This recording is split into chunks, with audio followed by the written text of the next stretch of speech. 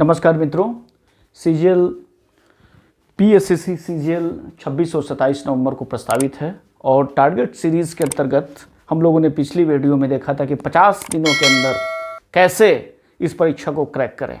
तो आइए आज हम लोग चर्चा करते हैं रीजनिंग और मैथ की तैयारी कैसे 50 नहीं बिल्कुल 30 दिनों का एक टारगेट लेकर के चलते हैं और इन आने वाले 30 दिनों में कैसे अधिक से अधिक इन दोनों सेक्शन पर मैथ और रीजनिंग को कैसे हम लोग टारगेट करें और टारगेट ही नहीं करें बल्कि तैयारी को कुछ इस तरीक़े से करें कि एक भी प्रश्न हमारा नहीं छूटे।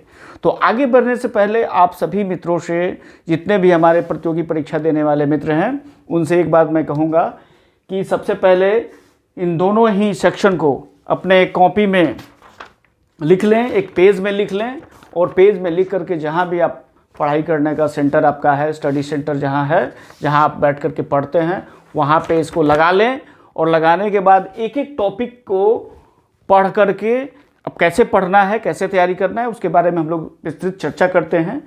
उसको नोट करके आगे बढ़ते चले जाएं और मेरा वादा है कि 30 दिन आपके लिए पर्याप्त समय है। अगर आप पहले से इनके मूलभूत चीज़ों को अगर जानते हैं तो मेरा वादा है कि 30 दिनों में आप लोग बहुत अच्छा कर पाएंगे।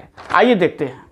सबसे पहले हम लोग गणित और रीजनिंग के बारे में देखते हैं। तो गणित और रीजनिंग पिछली जो परीक्षा का एक पैटर्न बना हुआ था, अभी तक 2 बार परीक्षा हो चुकी है, तो 25 प्रश्न गणित से है और 50 प्रश्न रीजनिंग से है। लेकिन पिछले परीक्षा का अगर आप देखेंगे तो रीजनिंग का जो प्रश्न था वो 63 था, 63 था, 60 से 63, और गणित की संख्याओं की घट गया था। लेकिन दोनों मिलाकर 75 प्रश्न होता ही होते हैं। इस सीजीएल परीक्षा में जो सबसे इस सेक्शन का, दूसरे सेक्शन का जो मूल भाग है वो हमारा है रीजनिंग का। रीजनिंग पर हमें अधिक से अधिक समय देना है और रिवाइज करना है, प्रैक्टिस करना है। जितना अधिक प्रैक्टिस हम करेंगे उतना ही मेरा अंक आगे बढ़ेगा। तो आगे बढ़ते हैं। सबसे पहले हम लोग देखते हैं गणित।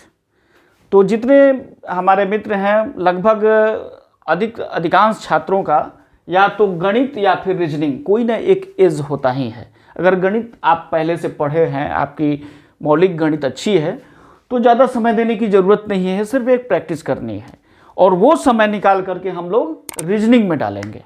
अगर आप रीजनिंग आपकी बहुत अच्छी है और गणित में कहीं कोई दिक्कत है तो रीजनिंग तो प्रैक्टिस करते ही हैं और गणित पर भी आप ध्यान देंगे।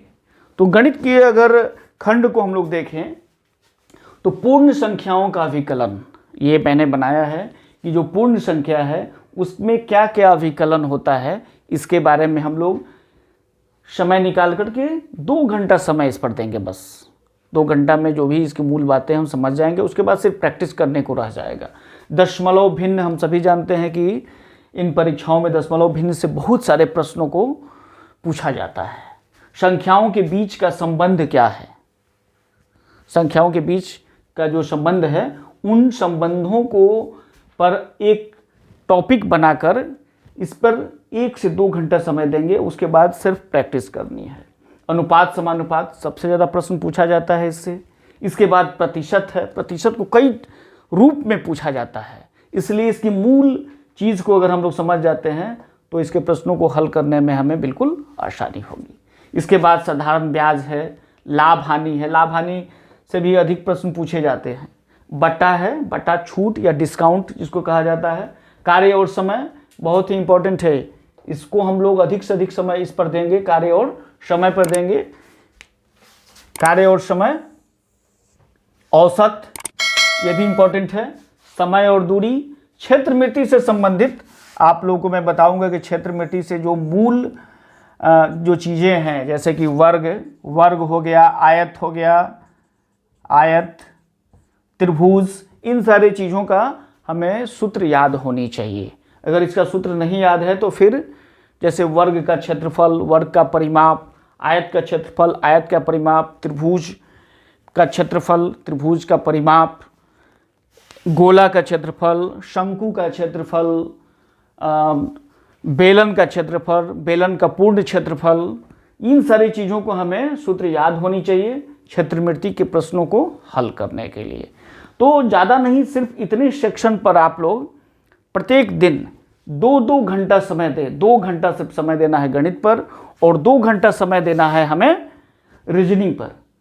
तो 2 और 2 कितना हो गया? 4 घंटा। 4 घंटा इस सेक्शन के लिए है और बाकी समय इस सेक्शन पर देंगे। इस सेक्शन के बारे में इसके बाद हम लोग चर्चा करेंगे। फिलहाल हम लोग चर्चा करते हैं यहाँ पे। तो गणित अगर आपका बहुत अच्छा है या साधारण है, सामान्य है, फिर भी आप इसको प्रैक्टिस करते हैं और प्रैक्टिस करने के बाद जो अधिक से अधिक समय हमारा है वो इस सेक्शन पे अगर हम लोग लाए हैं तो इस परीक्षा को क्रैक करने में हमें ज़्यादा आसानी होगा। रीजनिंग के तरफ हम लोग आते हैं तो रीजनिंग का जो सबसे महत्वपूर्ण कहें भाग तो इसका कोडिंग डिकोडिंग है। इस पर हम लोग अधिक से अधिक प्रश्नों को प्रैक्टिस करेंगे। कोडिंग डिकोडिंग आपको पता होना चाहिए, पता होगा ही, तो इस पर हम लोग अधिक से अधिक प्रैक्टिस करें। खून का रिश्ता ये जनरली है, बहुत सालों से पूछा जा रहा है। संख्या और शब्द श्रृंखला ये भी आपके लिए काफ़ी इंपॉर्टेंट साबित होगा। शब्दों की व्याख्या है, वर्णमाला परीक्षण आपको याद रखना है। वर्णमाला का ABCD का जितना आपका जो उसका नंबर है उस नंबर को याद रखना है कि P कितने नंबर पे आता है, X कितने नंबर पे है। पहले तो इसको हम लोग याद करेंगे। अब याद करने का एक तरीका भी हम यहाँ आप लोग को बताएंगे कि कैसे उसको याद रखें, या अगर याद पहले से है तो सिर्फ हमें वहाँ प्रैक्टिस करना है इस पर। इसके बाद दिशा, रैंकिंग परीक्षण ये काफ़ी इंपॉर्टेंट होगा आपके लिए। पहेली, सारणीकरण ये एक आने वाले कई सारे परीक्षाओं में इससे बहुत ज़्यादा प्रश्न पूछा गया है। संबंध अवधारणा ये भी इंपॉर्टेंट है। वर्गीकरण या क्लासिफिकेशन, इस पर अधिक से अधिक प्रश्नों को आप लोगों को प्रैक्टिस करनी है। बैठक व्यवस्था, बैठक व्यवस्था एक मेज के चारों तरफ ABCD करके, ये प्रश्न भी काफ़ी इंपॉर्टेंट है।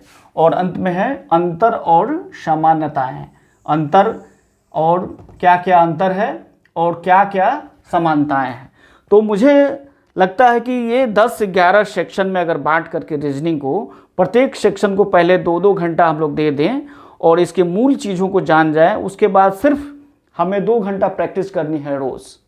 अगर 2 घंटा के प्रैक्टिस अगर हम लोग कर रहे हैं तो मैं आप लोग को पूरा आश्वस्त करना चाहता हूँ कि 2 घंटा के प्रैक्टिस में रीजनिंग और गणित ये दोनों ही सेक्शन आपका बहुत अच्छे तरीके से तैयारी होगा। अगले वीडियो में आप लोगों को मैं बताऊंगा कि गणित के जो सेक्शन, कुछ सेक्शन है प्रश्नों के साथ मैं बताऊंगा कि कैसे प्रश्नों को हल करेंगे, और रीजनिंग के भी कुछ प्रश्नों को हल करके इसको किस तरह से प्रैक्टिस करना है, इस पर भी हम लोग चर्चा करेंगे। नमस्कार, धन्यवाद।